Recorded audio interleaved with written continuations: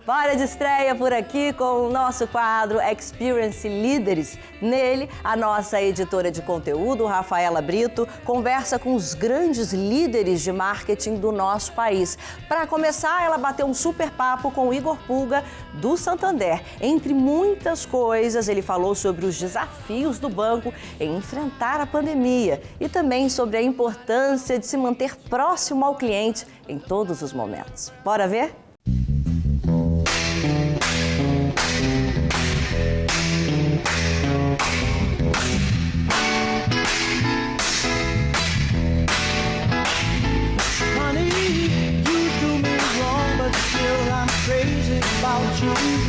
Bom, gente, hoje nós vamos conversar com um líder totalmente diferente do que a gente está acostumado. Ele é um líder mais cool, mais leve, mais tranquilo. Eu tô aqui com Igor Pulga. Tudo bem, Igor? Tudo bom. Igor, vamos começar falando da sua trajetória? Você passou por agências e hoje você é diretor de marketing no Santander. Conta pra gente um pouquinho sobre sua trajetória. A minha trajetória ela é bastante confusa, assim, bastante heterogênea. Eu nunca fui uma pessoa preocupada com carreira, nunca almejei sequer ser diretor de marketing, tampouco trabalhar no mercado financeiro. Eu comecei trabalhando em agência de propaganda como redator, né? Assim, a minha primeira intenção originalmente era trabalhar com a parte criativa, mas dali em diante começa uma história de oportunidades que eu recebi, não de coisas que eu busquei. Então, o meu primeiro emprego aconteceu exatamente na bolha da internet, né? Então, era um mundo de oportunidades, mas tive, sei lá, 80% da minha carreira trabalhando em agências. E uma coisa super curiosa, né? Eu acabei não sendo uma pessoa criativa, né? Eu desenvolvi toda a minha carreira em mídia e em planejamento. E eu acho que essa combinação um pouco híbrida de não ser exatamente uma pessoa que usa o lado direito, o lado esquerdo do cérebro, que de alguma forma me trouxe aqui para o banco, porque acabou sendo interessante no processo de recrutamento quando eles fizeram, ter alguém que fosse mais híbrido e não necessariamente fosse muito competente nas duas coisas. E acho que em alguns cargos de gestão isso é super útil, porque de alguma forma você consegue emprestar... Consegue ter um olhar mais amplo. Um olhar mais amplo, exatamente, menos chato, menos crítico com as coisas, e é mais fácil gerir pessoas se você entende um pouco mais do que elas fizeram. Vamos aproveitar e falar de diversidade, diversidade e inclusão, né? Principalmente a inclusão feminina. Vamos falar sobre isso, apesar de termos um líder masculino, né? É o melhor espaço para as mulheres. É mesmo, assim, eu fico muito feliz. A gente é o melhor banco para as mulheres se trabalharem no Brasil conforme a GPTW desse ano, né? E a quarta melhor empresa do país, né? O mais legal de falar é que, assim, 70% das colaboradoras do banco são mulheres. Então, assim, num ambiente predominantemente masculino, isso por si só não pararia em pé se não fosse positivo trabalhar aqui. Então, assim, eu acho que é muito fácil você ganhar uma competição ou um ranking falando que é muito bom trabalhar mulheres se você tem 5, 10% de mulheres trabalhando. Agora, onde a grande maioria da população de colaboradores do banco é de mulheres e mesmo assim a gente é o banco indicado, né, por um órgão internacional, eu acho que fica evidente que é muito verdadeiro. Eu tenho, por exemplo, 75% da minha equipe é feminina. Então, assim, é óbvio que eu estou preocupado com qual a qualidade de trabalho e satisfação das mulheres na organização. Mas não porque eu precisava ter mulheres, é porque eu já tinha elas mesmo antes disso ser uma meta, assim. Nunca ninguém falou, você precisa ter mais mulheres aqui, e eu acho que isso, inclusive, é um testemunho muito sincero de falar, ou seja, todo o critério de seleção, né, e desde que eu estou aqui a gente praticamente trocou, sei lá, 50% dos colaboradores do marketing, sempre foi baseado em capacitação. Então, assim, se há 75% de mulheres no meu departamento trabalhando, é porque elas tiveram mérito em estarem lá. O processo foi absolutamente neutro e agnóstico, não é porque tinha que ter mais mulher. Isso, por si só, já mostra uma inclinação de que as mulheres são mais competentes na nossa área, né? Então, eu fico super orgulhoso. Só falta uma para o meu lugar agora, mas vamos chegar lá. Igor, qual é o maior desafio hoje para você como diretor de marketing do Santander? Eu acho que o grande desafio é ter projetos consistentes, né? Às vezes a gente fica seduzido em fazer coisas que parecem muito legais, que são super sedutoras, né? E que chamam a atenção, mas que são verdadeiros voos de galinha, sabe? E isso é muito mais difícil, ou seja, pensar num serviço, pensar num produto, pensar numa campanha que não aconteça num intervalo curto de tempo e sim, provavelmente daqui vários anos, ela continue sendo significativa, é mais difícil. É transformacional, exige compromissos de longo prazo, exige fazer muito mais conta, exige pensar um mundo que muda numa velocidade muito mais rápida. E eu acho que o mundo ficou muito imediatista. Então, assim, a gente é tentado a fazer isso com uma frequência muito grande, só que ao mesmo tempo, essas coisas, elas chamam muita atenção, mas elas não têm um impacto verdadeiro na vida dos outros. As pessoas também começaram a ter um modelo de indulgência, de compensação nas suas vidas, onde, sabe, os tempos são muito calculados, né? Acho que a pandemia deu uma mudança na perspectiva do tempo. As pessoas não gostam de fazer nada pensando em médio e longo prazo, justamente sob o álibi de que o mundo muda tão rápido que não vale a pena e você vai se frustrar. Então existe uma autossabotagem social no sentido de pensar o futuro. As pessoas só pensam no presente. E isso para um banco é até curioso, né? Porque o banco é segurança futura, eu vou investir porque eu estou pensando lá na frente. E hoje não está mais assim, né? Fico super feliz do que você está falando, porque eu demorei 3 meses para entender isso. Então, boa parte do que você acabou de captar que eu falei é sobre isso. Ou seja, aqui existe uma responsabilidade enorme de solidez e de segurança, porque as pessoas estão depositando todas as suas expectativas do resto das suas vidas num banco. Sim. Né? Você tem um plano de previdência, você tem um investimento, você tem um seguro, ou seja, a gente está lidando não com o que vai acontecer agora, a gente está lidando com o que vai acontecer no futuro.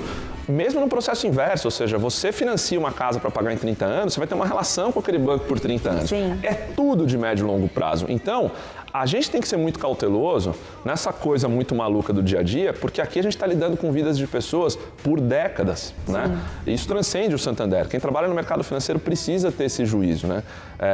Então, eu me deparei com isso e aí vira uma contradição enorme, porque você tem uma pressão midiática das coisas serem muito rápidas, mas os negócios que a gente está fazendo aqui têm consequências de longo prazo na vida das pessoas. Então, como ter esse equilíbrio, como ser responsável em comunicação e marketing para não ser oportunista, né? Agora eu quero conversar com você sobre um assunto que é a questão de mostrar para as pessoas jovens o porquê delas investirem no Santander. Porque hoje tem muito banco digital, Sim. né? E a juventude está muito ligada aos bancos digitais. Sim. Como é que vocês mostram para esse público que eles devem investir no Santander? Pergunta ótima, mas a gente tem separado as pessoas cada vez menos por idade.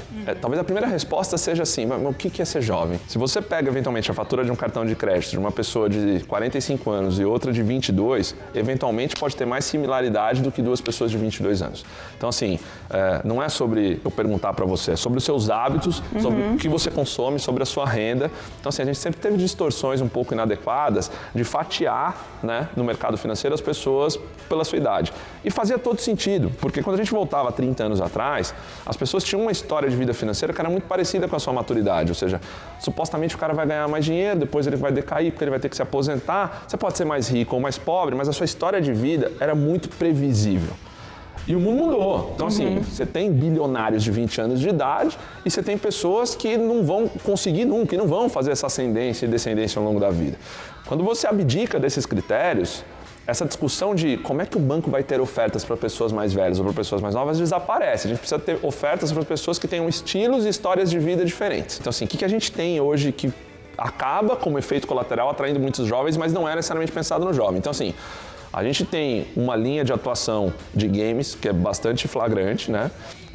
E uma outra que também roda em função de entretenimento que é um pouco misturado com cultura pop. Não é porque a gente vai falar com o jovem que a gente precisa parecer jovem. E a gente tem isso muito claro. A gente é um banco de 163 anos, a gente tem as nossas características de marca que não fazem a gente parecer super jovial. Então, quando a gente vai tanto para a Comic Con como a gente vai para o Free Fire, a gente tem toda a cautela e cuidado de fazer coisas que façam a diferença para as pessoas. Então, exemplo, em vez de eu ir lá e ficar fazendo um monte de coisa bonitinha, como se eu criasse um Santanderzinho, não tem isso, não tem um avatar. Tem assim, cara, aqui no Free Fire, a gente te dá um benefício que você vai ganhar, sendo meu cliente, Dimas, que são as moedas virtuais, você vai concorrer a 1 milhão de Dimas, eu vou te dar benefícios tácitos e super visíveis. Na Comic Con é uma coisa, para cliente Santander, na Comic Con você paga menos, você tem acesso exclusivo a algumas coisas, então assim, eu não tô aqui para ficar brincando que eu sou super-herói na Comic Con e tampouco que eu sou moderno com uma invenção de um negócio que não me cabe. Então, a gente fez essas duas coisas porque a gente acha que tem um volume significativo de pessoas que gostam de cultura pop, que gostam de games.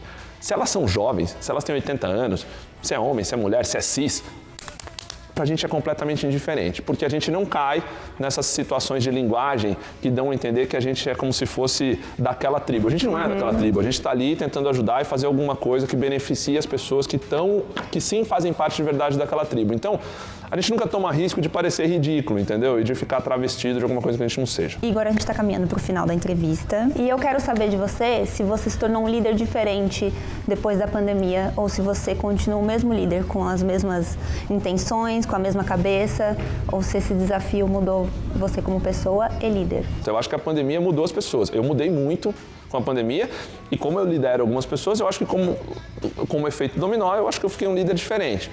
Mas eu acho que da onde isso aconteceu, sabe? Eu acho que muitas pessoas, e eu me incluo nessa história, construíram um modelo de colaboração que não era muito evidente quando a gente existia. Ou seja, ainda mais eu que sou uma pessoa bastante metódica assim, para algumas coisas, tive que desapegar um pouco disso porque a gente ficou num momento tão fragilizado que às vezes você precisava dar a mão para outra pessoa para fazer coisas que são atribuições dela, não são suas, mas o ato de poder se oferecer para ajudar era mais positivo do que necessariamente o efeito colateral disso, que seria ruim, tá bagunçando, você tá fazendo o que não devia, mas é um gesto assim de generosidade que foi muito importante. Então, eu acho que no meu caso, o que a pandemia fez de diferença é exatamente se permitir ajudar os outros, mesmo que isso extrapole as responsabilidades formais e dê uma bagunçada no processo, porque eu acho que o efeito emocional das pessoas verem que alguém está te dando a mão era maior do que necessariamente o caos de você estar deixando de fazer alguma coisa para fazer outra. Sem a pandemia, você nunca ouviria isso da minha boca. Porque eu sempre fui uma pessoa muito preto no branco, assim, e eu acho que você pode até ajudar, colaborar, tal, mas quando você vai lá do ponto de vista prático fazer alguma coisa, putz, você deixa de fazer a sua e aquilo vira um caos total, entendeu? Eu nunca tive esse desprendimento. Eu acho que tem um limite pro efeito do caos gerado quando você ajuda demais o outro. Eu mudei. Não acho que é um negócio assim, até porque a pandemia arrefeceu um pouco, se fosse para ter voltado atrás, já voltaria. Então acho que é uma mudança que veio para ficar mesmo. Espero que seja assim, porque de fato faz as pessoas serem mais calorosas umas com as outras, entendeu? E amplia a cumplicidade que eu te falei. Como eu te disse, com cumplicidade é relevante, fazer esse tipo de coisa cria laços mais fortes, né? Então, acho que foi o mais forte para mim da pandemia fez. Que ótimo, porque ninguém lidera sozinho, né? Exato. É isso, Igor, muito obrigada. Espero que você tenha gostado. Eu gostei muito e aprendi muito com você. Obrigado, gente. Obrigado. É isso.